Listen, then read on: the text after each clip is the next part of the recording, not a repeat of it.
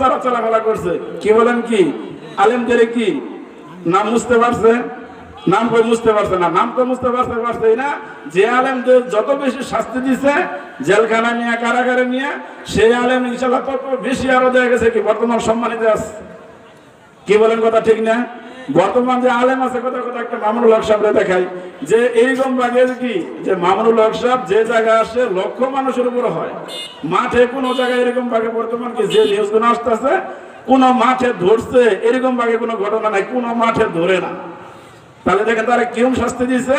তাহলে দেশের থেকে কি নাম মুইছে হালতে চাইছে যে কি মামুনুল হক নামে কোনো ছেলে আছে, কোনো হুজুর আছে দেশের ভিতরে, এটা মানুষ যে কোনোদিন না জানে।